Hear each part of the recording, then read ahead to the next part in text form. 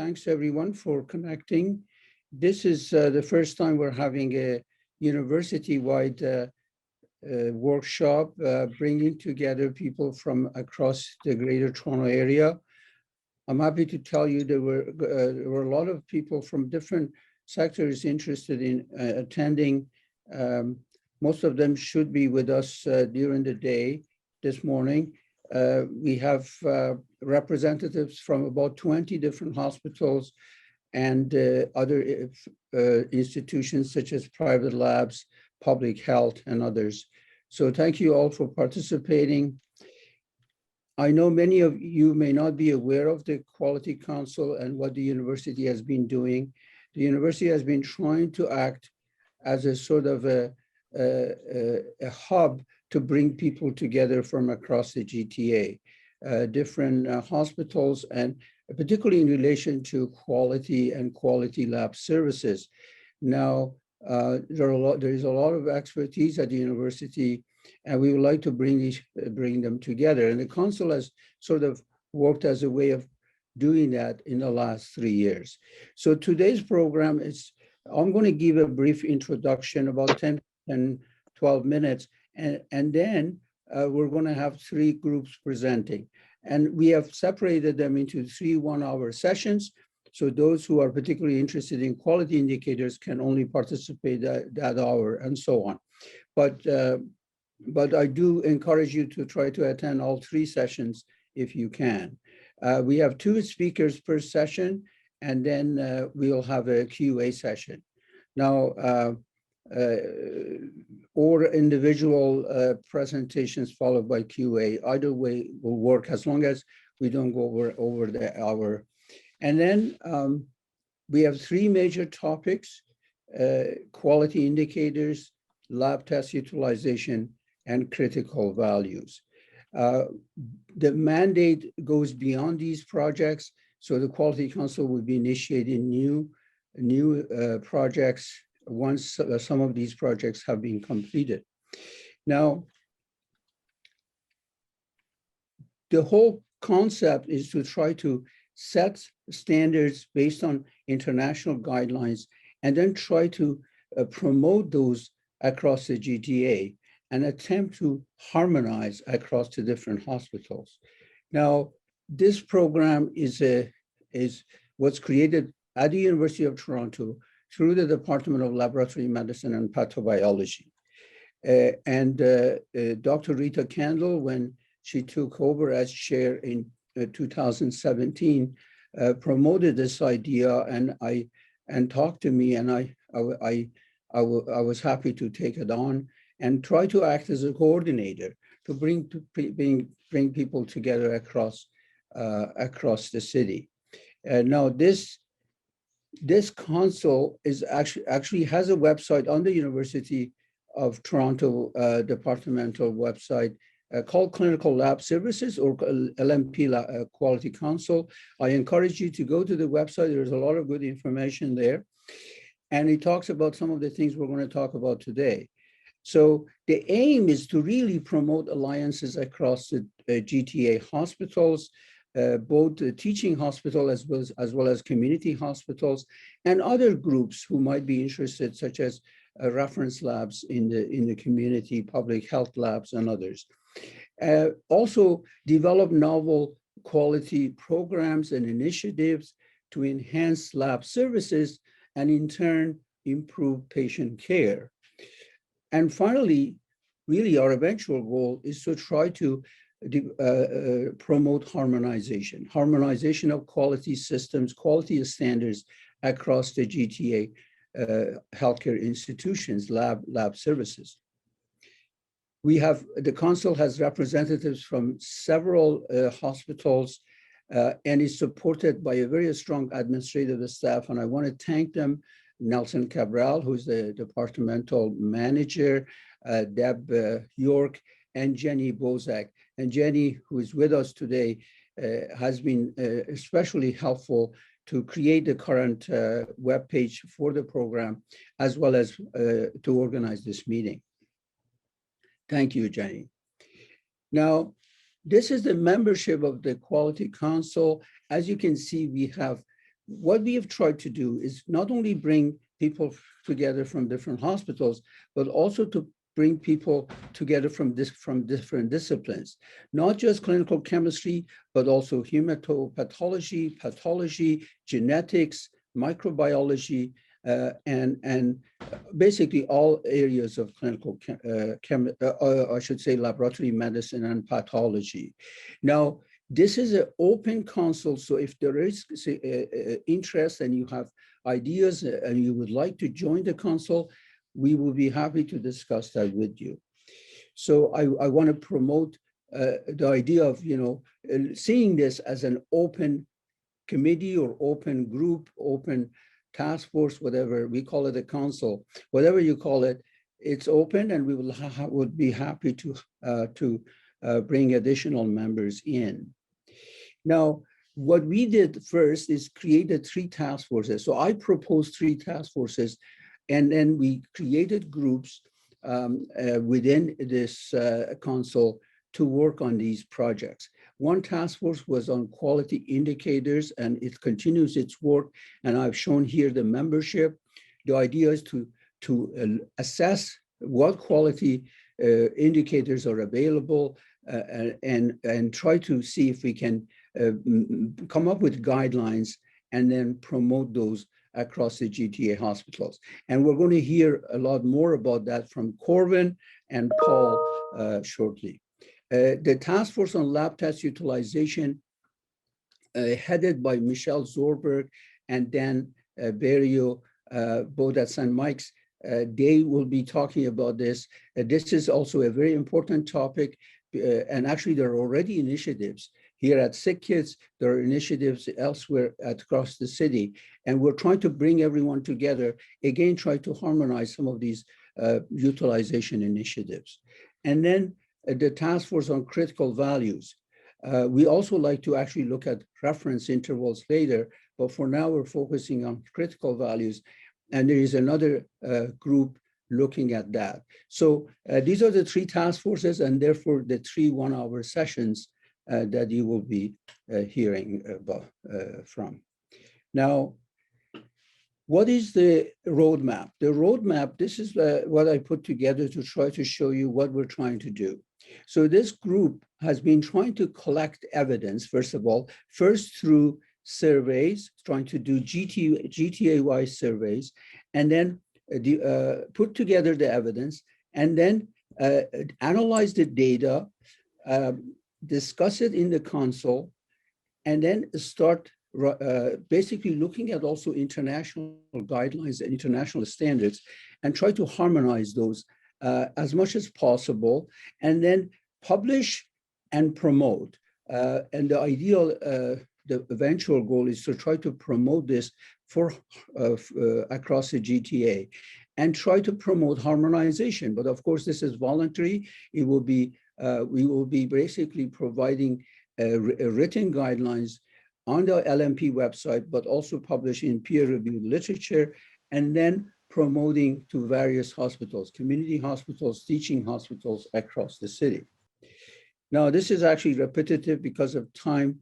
I'm going to move on. So why the need for harmonization? Well, it's clear. This is actually a friend of mine, a colleague of mine, a well-known colleague in Italy, Dr. Mario Plavani, who has written many articles on in the area of quality, talks about some of these, and you could look at that manuscript published several years ago, talking about, first of all, errors that occur across the testing process, pre-analytical, analytical, post-analytical, but also talks about quality indicators as one example of quality standards, and the importance of harmonization as much as possible.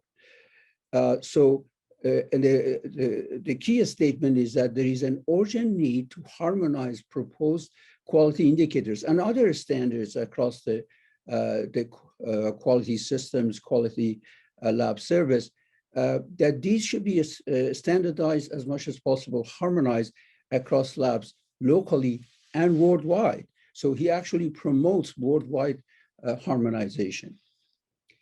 And I wanted to give you a couple of examples. This is the UK experience, where they actually conducted a large survey of over 300 groups, labs, and they came up with actually specific recommendations around quality indicators. Now we're going to hear more from Corwyn and Paul, so I won't go into details, but you can see similar attempts have been made elsewhere. This is one example. Actually, in China, a similar study has been conducted where they looked at 15 different quality indicators for the total testing process, and then came up with recommendations for their Chinese labs. Actually, a total of 76 clinical labs in China participated, and they came up with specific recommendation. This is published in CCLM in 2018. It would be a good example to look at for what we're trying to do here in Canada and in the Toronto area. Another, and the final slide is to look at what the IFCC has been trying to do. IFCC is the International Federation of Clinical Chemistry and Laboratory Medicine, and it includes 95 member countries. Canada is one of them, and it has many programs, and including quality programs, but also a lot of scientific programs on other types of services provided to the lab community. But there are many publications coming out of IFCC. Some of the ones listed here are examples talking about areas of lab errors, patient safety, quality indicators. And we have actually just formed this team called the Global Lab Quality Task Force. And this task force has members from around the world, and they're trying to actually promote quality in developing countries, in labs across the developing countries. So IFCC has many useful publications that could be used, and they have actually come up with guidelines and some models that could be used. Now, I think I'm going to stop here, and I'm going to start introducing our first session. As I mentioned, there are 3 sessions. So this morning we have the quality indicators session, and then we have a brief, about a 10-15 minute break, and followed by the other session, and so on until around noon. So are you guys ready, Corwyn? I'm ready. Okay, great. So I want to start by first introducing Dr. Corwyn Rowsell, who is the division head of pathology at Unity Health Toronto, and associate professor at the University of Toronto, Department of Lab Medicine. His clinical interest is in the area of GI and hepatobiliary pathology, and has had interest in many areas, including undergraduate medical education, quality assurance, and application of artificial intelligence in pathology. Corwyn has been a very active member of the council, and he's going to share some of his activities with you, particularly in the area of quality indicators in pathology. So I'm going to stop sharing my screen. Corwyn, please go ahead. Well, thank you for the kind introduction, Khosrow, and thanks everybody for joining us this morning. So before I start my presentation, I just wanted to give a little bit of background. So when this council first began, I think it's fair to say that the pathologists on the council were really wondering what we were going to do with a mandate of harmonizing quality indicators in pathology.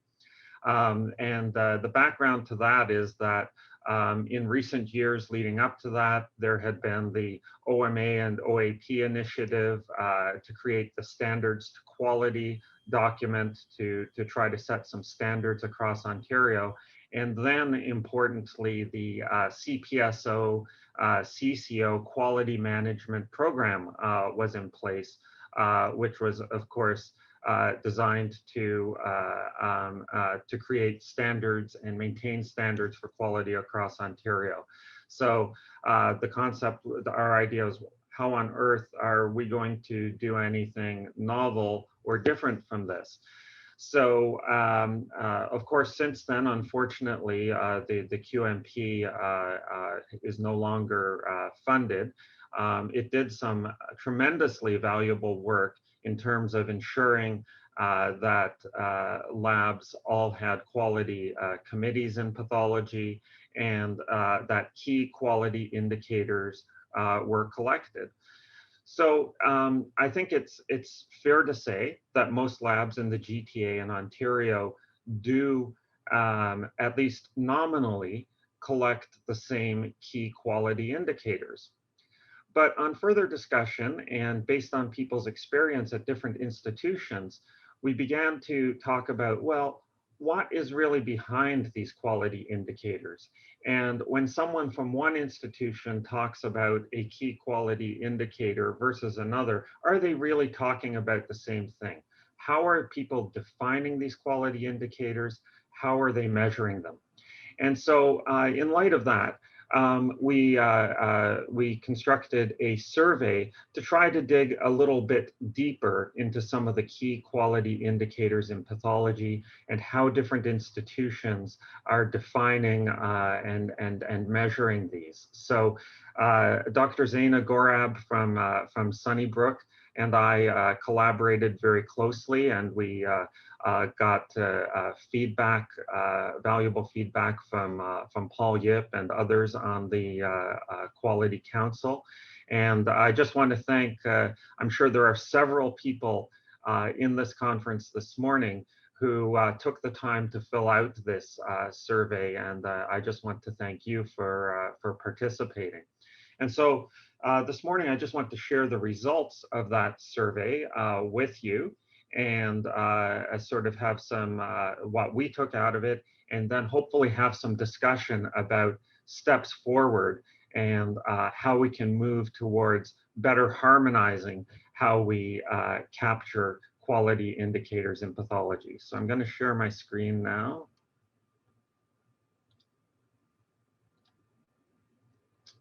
Okay, so first question of the survey was covering one of the most commonly collected quality indicators in pathology, and so that's intraoperative consultation or frozen section versus final diagnosis correlation. So the first question was, what is the methodology for assessing correlation in your laboratory? Seems like a pretty standard indicator, but people have different ideas of what we're actually measuring here. So one option was it's only an assessment of the interpretation of the frozen section or smear slides themselves. So same slide, but pathologist A versus pathologist B's interpretation. Interestingly, nobody chose that option. The more popular option was that it's an assessment of the interpretation of the frozen section slide versus the permanent section made from the same piece of tissue. And then the other option, which 40% chose, was a correlation of the intraoperative diagnosis versus the final diagnosis of the entire specimen. And I think some would make the argument that this is a more holistic approach in the sense that it takes into account not only the microscopic interpretation, but also the sampling of a specimen in frozen section. So for instance, you could take a sample of a margin at frozen section, that might be negative, but then on further sampling for permanent, it might be positive. And should that be part of the correlation? That's kind of the issue here. So next question. So in terms of assessing intraoperative consultation versus final diagnosis. So labs have different approaches in terms of who gets to do that correlation. So as you can see from the answers, there are some labs that by policy basically assign the final pathology case to the pathologist who performed the frozen section.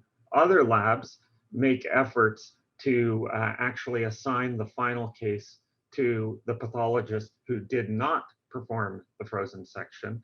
And then a small majority of the participants said that case assignment is completely independent of who did the frozen. So basically cases are assigned by whatever method cases are usually assigned in the lab, regardless of who did the IOC. And whoever gets it, if it's the person who did the intraoperative consult or someone else, they are the person who does the correlation.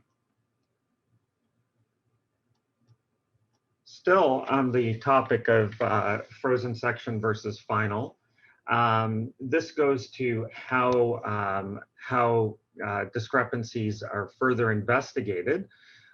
So every participant said that efforts are made to identify the etiology of discordance, so some sort of root cause analysis. Was this due to sampling, technical issues, an interpretation issue, or other?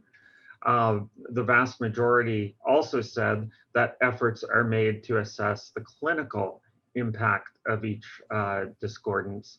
And then others said that handling of discrepancies is performed on a case-by-case basis.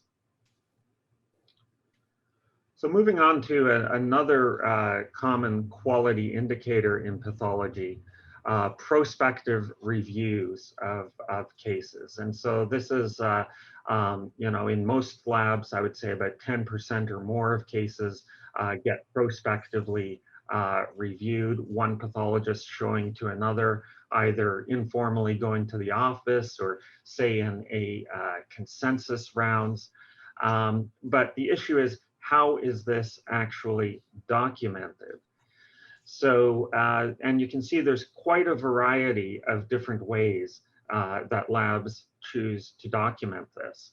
So as you can see, 3 out of 10 who answered said that the second reviewer is named in the report. So for example, pathologist X shows to pathologist Y, they will actually document in the report, say in a comment, this case was shown to pathologist Y and they agree with the diagnosis.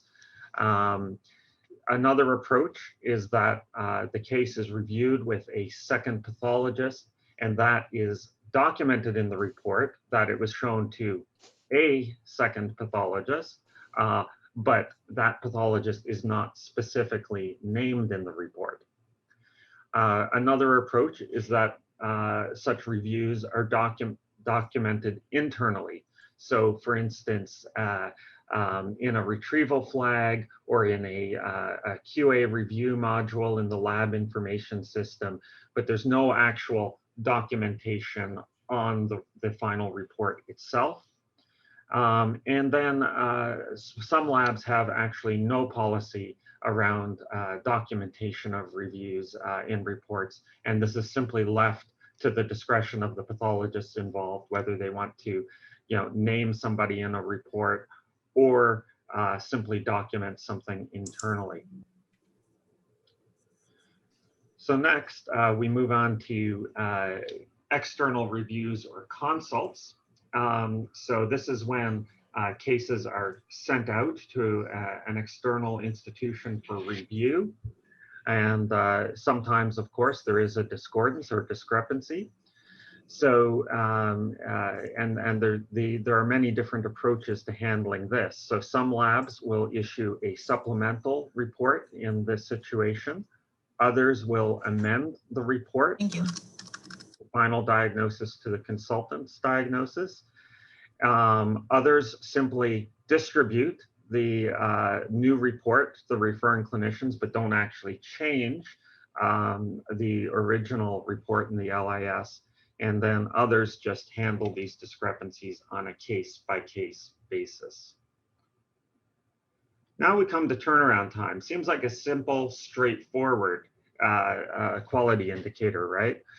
But not so. So actually in different institutions, certain types of specimens may get excluded from turnaround time for various reasons. So as we can see here, one lab said that We don't include gross only specimens, so specimens with no slides made are not included in our turnaround time. Other labs say, well, you know, placentas are a bit of an outlier, as we know, for better or for worse. These are often given lower priority in the lab, and so they exclude those from their turnaround time. And then others say, yes, we include all surgical pathology specimens in our turnaround time calculation.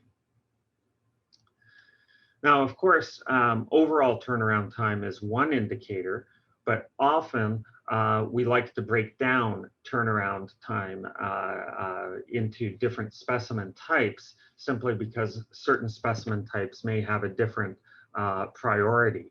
So one way that this is done is designating small specimens versus large specimens. Small specimens often being biopsies, large specimens often, of course, being the larger complex resections. So, however, that's not a firm definition. So most labs that responded said that distinction between a small and a large is based on whether the specimen was submitted as a biopsy or a resection. Others said that small and large are not descriptors in our department. I have seen departments where this distinction is based on an arbitrary cutoff, such as number of blocks. Next, we're coming to mandatory case reviews. So some departments have policies of mandatory case reviews for new pathology staff. So this was to find who has such a policy. So 5 respondents said that all new staff have a certain percentage of cases randomly reviewed for a defined period of time after their start date. And others said they have no specific policy applied to new staff. Next, we come to retrospective reviews. So these are retrospective reviews within the department, you know, pathologist X versus pathologist Y, not sent out to another institution. One lab indicated that they have a policy of random review of a defined percentage of cases for all staff. Another department said that they have a policy of targeted review. And the majority said that retrospective pathology reviews only occur when the situation demands. So when a clinician requests a review of a case, when a case is reviewed for multidisciplinary conference or tumor board, or when it's required for comparison purposes to a new specimen from the same patient. Next, we come to critical diagnoses. So how are critical diagnoses communicated in a pathology department? So 3 labs said that this is done by phone or verbal to the responsible clinician. And 5 said that it could be phone or verbal or email. Now, the next question is, how is communication of critical diagnosis documented in the system? 5 said that they actually document critical diagnosis in the report itself. So say putting in a comment that the clinician was notified at a certain date and time of this diagnosis. And others, however, said that this is documented in the laboratory information system outside of the report. So once again, say in a retrieval flag or as part of a QA module. Next, we come to amended reports, often a contentious issue. So which of the following situations result in an amended report in your department? And people could select multiple answers here. So everybody said, of course, a change in the primary diagnosis of a report would necessitate an amendment. About half said that a refinement of the original diagnosis should require the amendment. So for the example I would give here, a poorly differentiated carcinoma changed to something more refined like adenocarcinoma. a case sent for consultation with a preliminary descriptive diagnosis, which subsequently receives a more definitive diagnosis from the consultant. So an example here would be something called atypical lymphoid infiltrate. You send it to a consultant who then says, this is lymphoma. Interestingly, only a minority would actually amend such a report. And then the other is subsequent biomarker studies, which require a synoptic report with no change in the original diagnosis. And half of participants said they would amend for that. And I think part of that is simply how certain LISs interact with amended reports. And of course, most biomarkers should be submitted synoptically to CCO, and often that can't be done through an addendum or a supplemental report.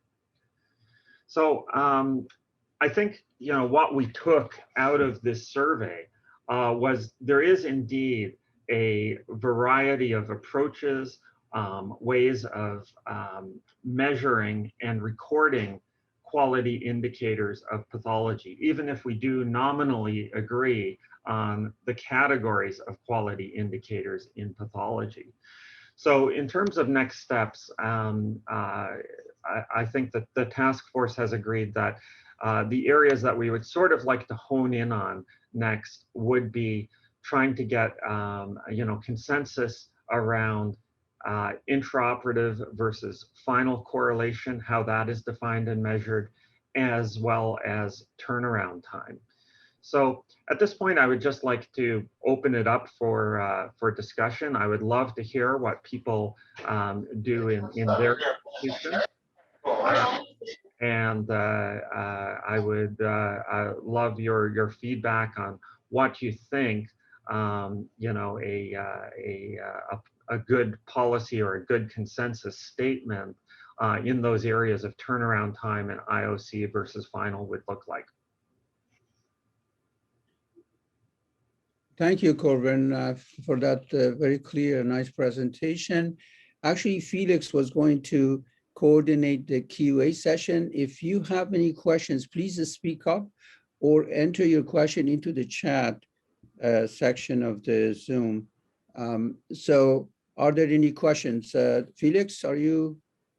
Yep, I'm here. So yeah, please put any questions you have in the chat box. Oh, we already have something. It looks like it might be more of a comment, Corwyn. So Michael Seidman says, the biggest problem we encounter is that our LIS makes QA recording miserable. And it is a discussion point. Yeah, so I can second that in that, you know, for one thing, there are a variety of LISs in use, you know, across Ontario, across the GTA.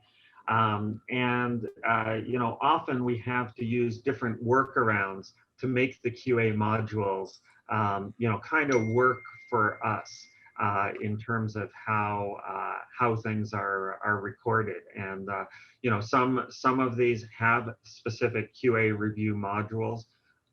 Others, people make use of things like retrieval flags. But unfortunately, in the end, if it's not recordable in the way that any ultimate guideline says, it hasn't accomplished anything. So like UHN will have the opportunity in 2022 to start redesigning their LIS. And I already know for a fact it won't be able to do things that we need to do. Yeah, and that's really unfortunate. You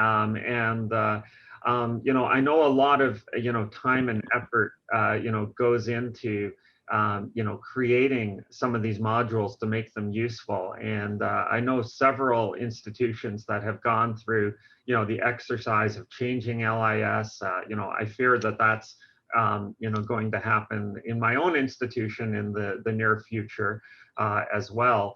And, you know, it's not always something that's put on the front burner. And I think, you know, this is another reason why it's kind of unfortunate that the QMP is no more, because, you know, I think when you have an overarching organization that, you know, can kind of hold institutions accountable, like when the issue of being able to report QA indicators actually falls on your CEO's desk instead of, just becoming your problem in the department, I think that's so much more effective. We have another question from Aaron Gottlieb. He's asking, is there guidance from accreditation agencies? So interestingly, not a whole lot. I think it's, at least in terms of the nuts and bolts of how some of these indicators are assessed. So as you can see, a lot of labs are really doing kind of their own thing when it comes to the specifics of measuring turnaround time, for instance. Michael commented on Avram's question and said, in short, no, they don't regulate pathologist practice. We just finished our ACDX last week, and this was actually a major confusion that ACDX had. So ACDX, what used to be IQMH, now regulates all of our laboratories, and fundamentally is driven by ISO policies. ISO policies are, do you have a written policy to do X, which when dealing with pathologist practice will intrinsically fail. As a result, there is no official requirement to regulate pathologist practice beyond college in this province.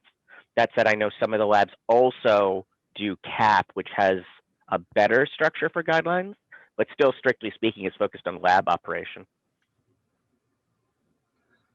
Yeah, precisely. There really isn't much, and once again, I mean, I've come back to this a few times, but I think that's really what QMP was, the gap that QMP was really envisioned to fill. Unfortunately, we didn't quite get there. We got to the point where, we made sure that, departments had, QA policies in place. They had committees in place. They were collecting certain indicators, but it really didn't come to fruition, unfortunately. Corwyn, I'm just following up to Michael's comment. Do you know if there's regular crosstalk between some pathology organization and, I guess now, accreditation to Canada Diagnostics? They've asked me for input following last week's feedback.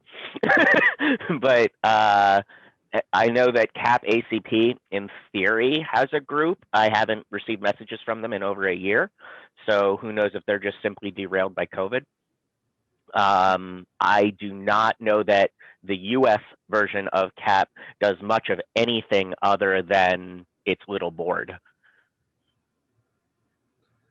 Yeah, and I actually just see in the comments there, Golnar just comment that QMP suggestions are part of CPSO peer assessment. So yes, that is also an aspect of oversight of pathology practice, but it's much more on the individual level as opposed to the departmental level.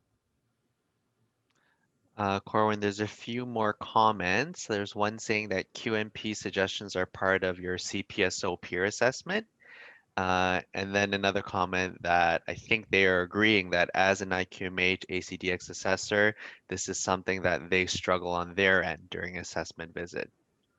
Yes, and I'm glad somebody raised IQMH Accreditation Canada here, because there's sort of a very complex history between sort of pathologists and IQMH, and I speak this actually as a somebody who spent a lot of time on IQMH committees, and really the pathologist professional organizations have really tried hard over the years to keep IQMH at arm's length and really looking more at the technical aspects of the laboratory rather than sort of branching into areas of pathology practice. Corwyn, do you think that's a gap that should be filled, or it's being fulfilled outside of IQMH then? in terms of guidance for pathology?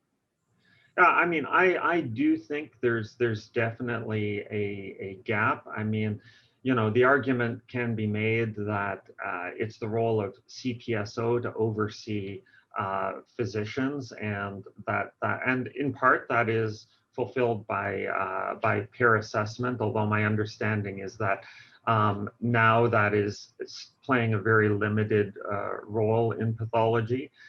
And, you know, I do think there is room for more in terms of, you know, harmonization of quality in pathology professional practice, and, you know, more oversight. Another Oh, yeah, please go ahead. Oh, sorry, I'm not on the Zoom, so I can't put a comment in the chat. But it's Susan, just from the following up on what was just discussed, having also sat on the IQMH for a while, I'm not there now, but there was a lot of discussion in the professional advisory committee and whatnot in Corwyn. Of course, you were part of those discussions as well. There's a definite appetite that IQMH now would be more than happy to provide proficiency tests to, that incorporate interpretation to pathologists. And as Corwyn suggested there, it was really the professional groups looking at the autonomy of physicians to be able to maintain their own continuing medical education, and having the CPSO as the organization that oversees their competence being ultimately the folk who really put a stop to that. But if there's an interest to put forward a program, I am more than certain that IQMH would jump at that opportunity. It was really stopped at the professional level, is how I understood the discussions over the years. Yeah, absolutely. And you know, as you said, that discussion has happened so many times, and you know, I'm just not sure that barrier has been broken down. And I know that IQMH would be more than happy to, but I'm just not sure that barrier is broken down from the other side. Maybe as a final two questions, Avram's asking, is it worth it as a strategy to revive QMP either as an official entity or a near private entity? And then Michael's also asking, how much does cost also factor? It's already quite pricey. Yeah, I mean, I you know, the question of reviving QMP, I guess that would really come down to, you know, the Ministry of Health, or, you know, Ontario Health, and their appetite. And, you know, unfortunately, the original appetite for this was driven by some highly publicized quality issues in pathology. And so, you know, I think it was very much politically astute to create such an organization at that time. And so I'm not sure what would be the driver to create this at this time. In terms of creating a private entity, I guess the question would be, would it have you know, the same ability to kind of move the system? Like, once again, I mean, I think with PSO and CCO behind the QMP, there was a little bit of an oomph there, in that, you know, hospitals would sit up and listen, because they would feel that they are actually, you know, accountable to that organization. In terms of cost as a factor, well, I would say quality costs. And, you know, that's always been an issue with any of the quality initiatives in pathology. Who is going to pay? Who is going to pay for the LIS upgrades and for the personnel and infrastructure to make these quality programs work? Okay, thank you very much. I think we need to. Avram, last question. Go ahead. Hello? Yeah, no, I'm fine. Okay, thanks, Avram. So I think we need to move on, Felix, to the next presentation. Thank you very much, Corwyn. My suggestion is everyone who has comments or suggestions for Corwyn, please email him and also, participate in our ongoing Quality Council discussions. This was just the first workshop to orient you to this activity, and we would like we have an open door policy, so please comment, please participate. Okay, we're going to move on to a second presentation by Dr. Paul Yip, who is currently the division head of biochemistry at Sunnybrook Medical Center. Many of you know Paul, who has been quite active in the area of quality management and was previously chairing the chemistry IQMH committee, as well as the professional advisory committee.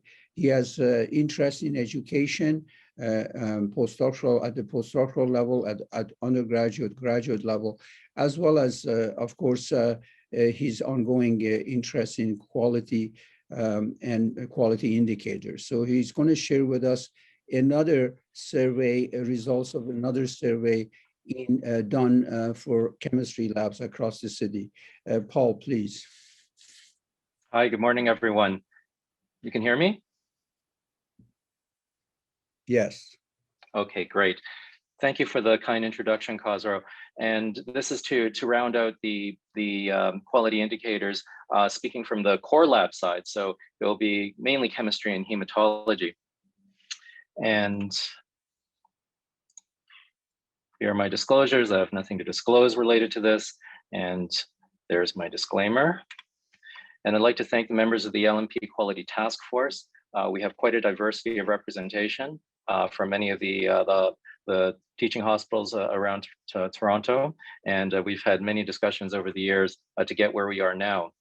And some of this I've shown previously at the CSCC conference. So there will be some rapidity in the slides to catch up on the information that has been shown previously. But I do want to make sure that people who are seeing this for the first time, don't feel like they've been left out. There have also been a number of people that have participated in the surveys, and I see them joining the call today. So thank you so much. So here's a brief outline. I'm going to just give a quick overview of why quality matters, where the gap in quality lies, and to finish off, if it ain't broke, don't fix it. And my rebuttal to that is, we've gone a long way, and if we kept believing in that phrase, this is how we'd be getting to work. So quality doesn't stand still. Quality, needs to correct our issues, but also continue to move us forward to improve. So our purpose in quality improvement is covering many different bases. As laboratorians, we will focus on lab quality, but as those who support the healthcare system, we understand that the quality we put into it supports patient safety. And some of the framework that we have around this is through accreditation. Now, it doesn't really stop there. These aren't the only folks that have a stake in what we are doing. So of course, there's the university level, which is what's bringing us together here today. We're not here, as like our specific profession or like our particular institution or what particular job role we have. We're coming together as part of the University of Toronto academic teaching hospitals. And so we have an academic contribution to quality improvement. There's been global activity, and Khosrow has already mentioned some of the activities at the international level. And we like to think of our department, we like to think of our university, and the quality of our healthcare as world-class. So are we keeping up with what's coming out from bodies such as the IFCC? And then we also have our own professional organizations. And so some of what I am talking about today, has also started to become promoted at the national level among the clinical chemists. And perhaps it's an opportunity for each of you in your different societies or professional bodies to look back and ask, what has each of them been doing to promote quality improvement? So this slide should be very familiar to everyone. This is to illustrate the total examination process essentially the pre-analytic, the analytic, and the post-analytic. And this is what we have as the loop, the brain-to-brain loop. And we know in the current coronavirus situation has really illustrated the role that laboratory medicine plays, whether you're in a large central laboratory, whether you're at the point of care. The testing around COVID has really illustrated some of the potential pitfalls in any of these steps in the testing process. And this is a very familiar statistic to all of us here, coming from various different sources. But we recognize that the majority of laboratory-related errors happen in the pre-analytic phase. Then that's followed by the post-analytic, and finally the analytic. And the success of the analytic, the improvement in the analytic phase is because of better instrumentation, quality control programs, and so on. And we've given a lot of attention, and we still continue to put a lot of emphasis on that. But are we doing enough to look at some of the other phases of the testing process? So I'm going to talk about quality indicators today, and there's various sources, but CLSI is a well-known source of information. And so quality indicators are observations, statistics, or data that are defined by the organization to look at the performance of a given work process. So when we're talking about the total analytic process in the previous slide, how are we monitoring each of those steps to identify where we have potential faults in the system, or to monitor in a way so that we can detect them before more serious events happen? There are other names for quality indicators. Sometimes they're key performance indicators, or KPIs. Some places refer to them as quality metrics. Okay, so where is the quality gap? So some of the questions that have come up over the years, and is part of this workshop discussion today, is what are the key quality indicators that we are using in the core laboratory? Many of us have these defined in our SOPs. Some of us have dozens of quality indicators. Some even have LIS modules that will spit out hundreds of different quality indicators just based on the available data. So how do we actually make effective use of all these things? And so that goes into how is each indicator defined? And although we have IQH, IQMH, or ACDX requirements for us to define our own quality indicators, it's really left to each organization of how we do it. And so just as Corwyn had mentioned in the area of pathology, there's a lot of nuance that can happen in the core lab setting as well. And then, can we make any comparisons among the performance in any of these indicators? And so if people are defining things in different ways, then it's like comparing apples and oranges. So comparisons, can be a challenge. So I'm going to get the audience warm back up again.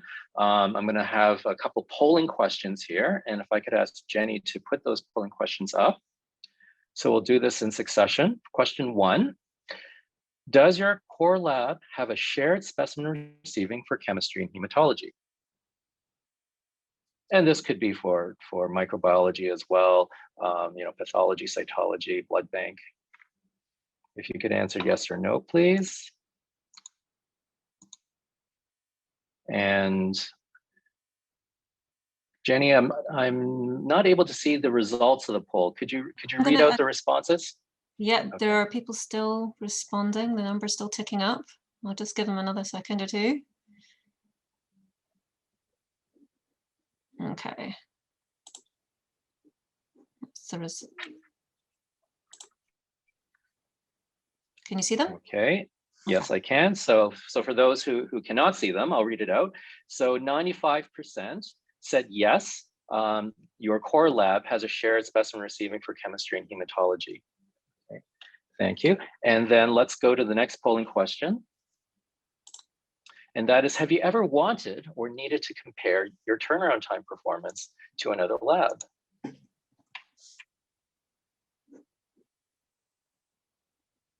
So we'll give a few seconds there. And when Jenny sees that the numbers start to level off, we'll show the results.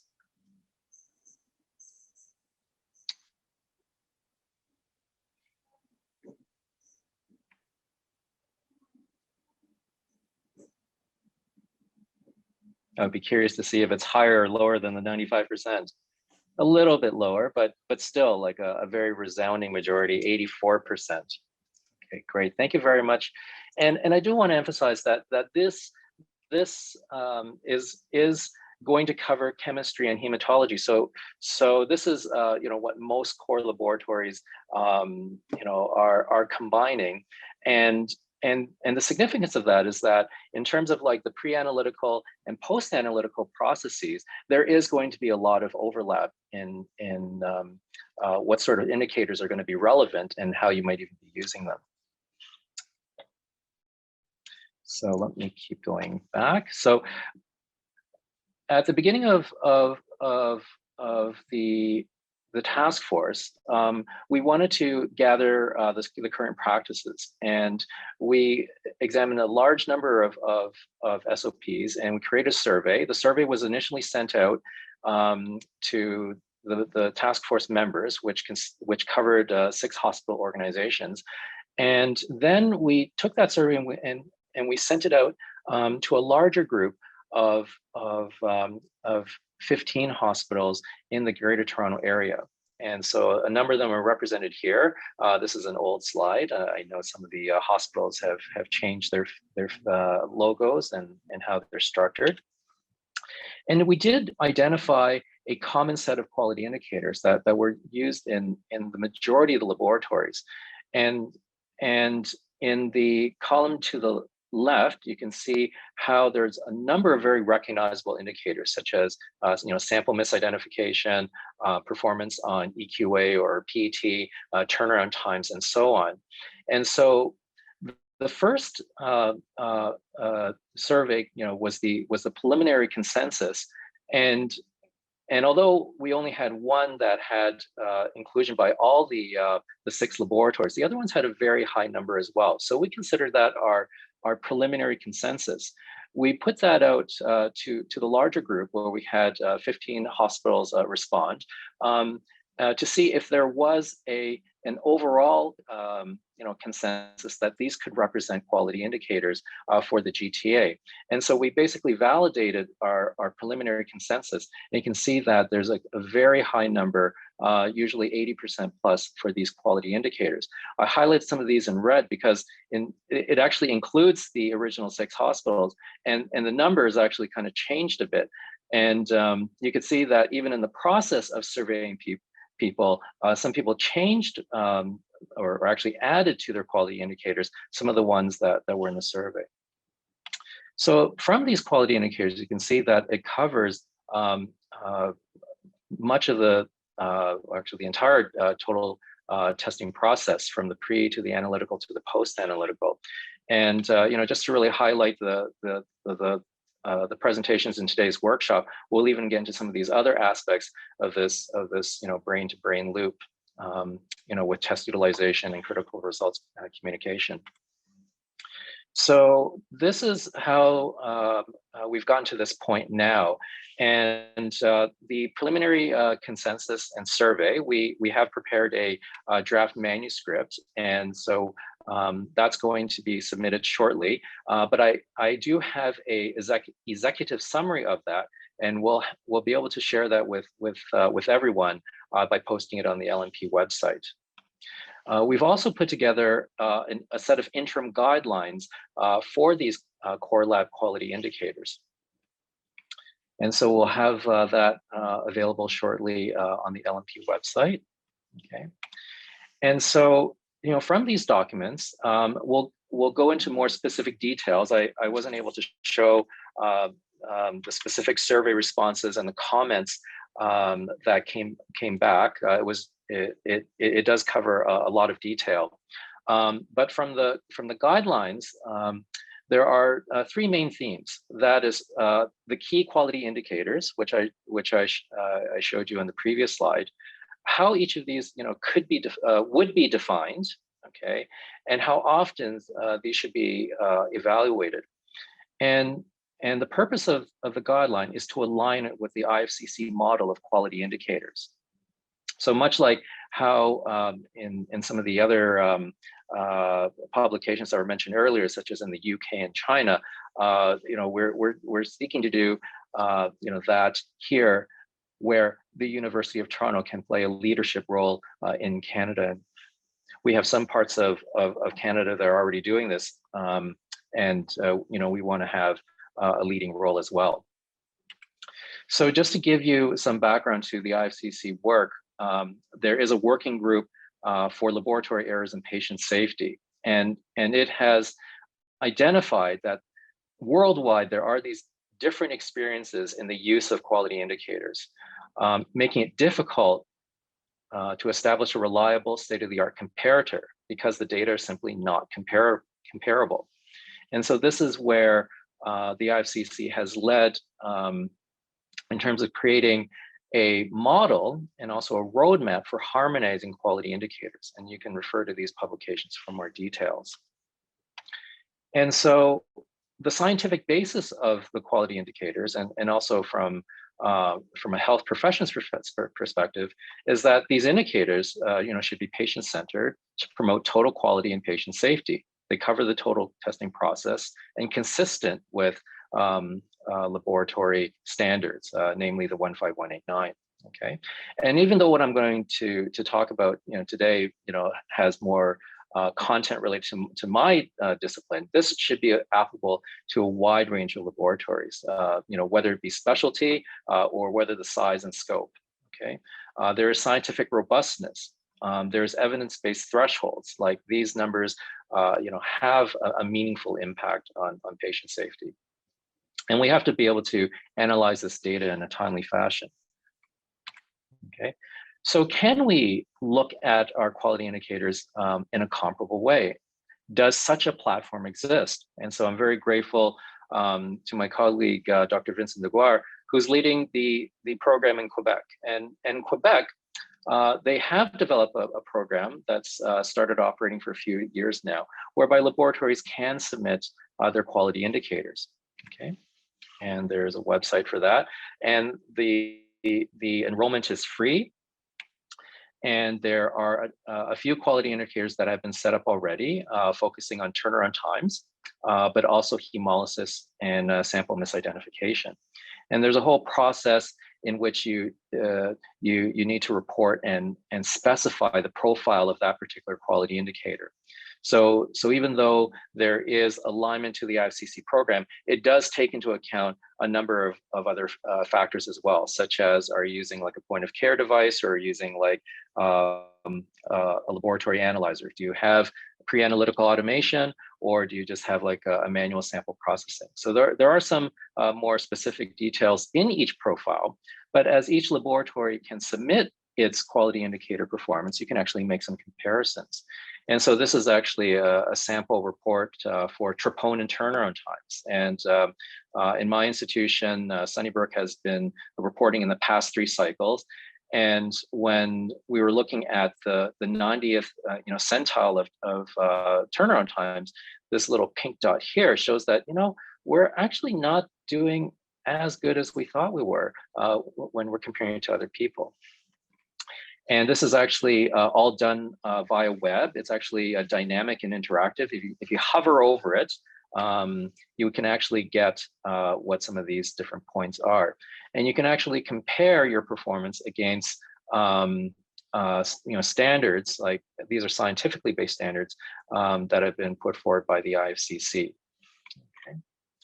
So in terms of the quality gap, instead of mining the gap, I think we actually have a big role where we can start filling the gap. And so we have identified a common set of quality indicators with high impact on patient safety across the GTA. I have shown you the IFCC model for quality indicators, okay? And I have shown you that the Society of Quebec Biochemists has actually established a platform. And it's not just exclusive to Quebec. There's actually a group of hospitals in British Columbia that are doing it, and even a few hospitals within Toronto, some of the folks on the call today actually participate in it. So that brings me to the workshop discussion. Jenny, if I could ask you to put up the final poll. And this perhaps might guide our workshop discussion. Which quality indicator issue is most important to you? Where have the barriers or challenges lied? Has it been in access to your LIS data, the quality of the data, where you have to clean it up? You have the data, but your concern is how to align it to the IFCC model. Or lastly, is it reporting or communicating your quality indicators to other people?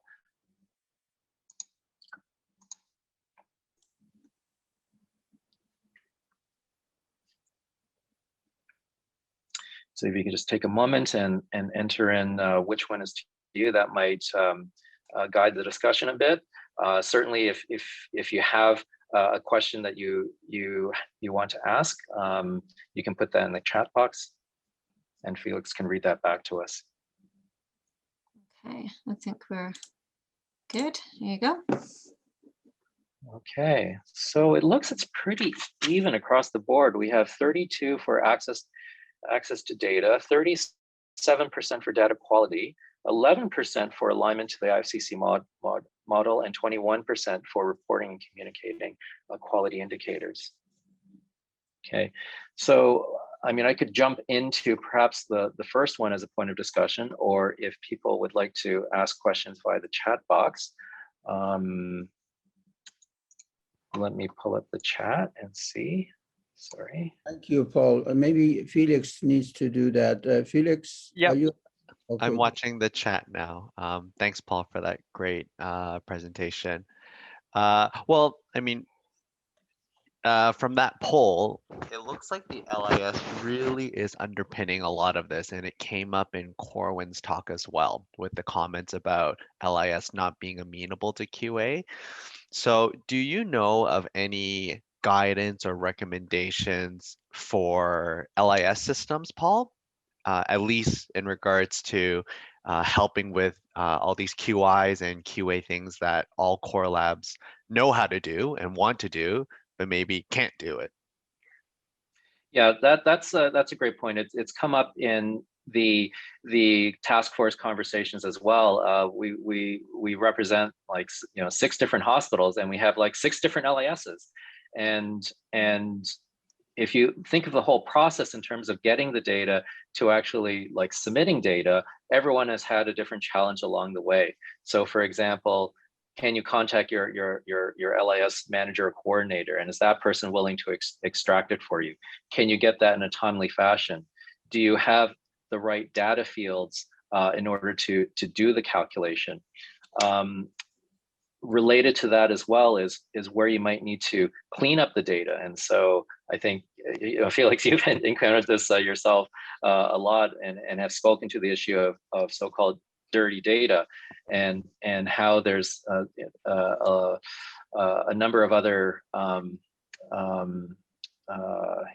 call it variability, or perhaps even outliers or confounders in the data. So when we're looking at something even as simple as turnaround time, what portion of those might represent, say, add-on tests?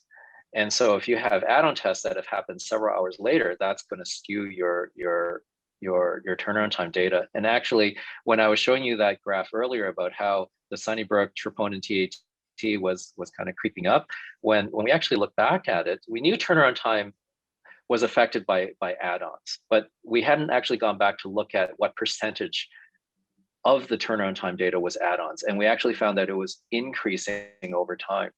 And so we've actually made a decision to remove it. Now, some other organizations have taken a different approach, where they plainly say anything that's over 4 hours or 6 hours, or some threshold, anything beyond that is likely an add-on and would be excluded.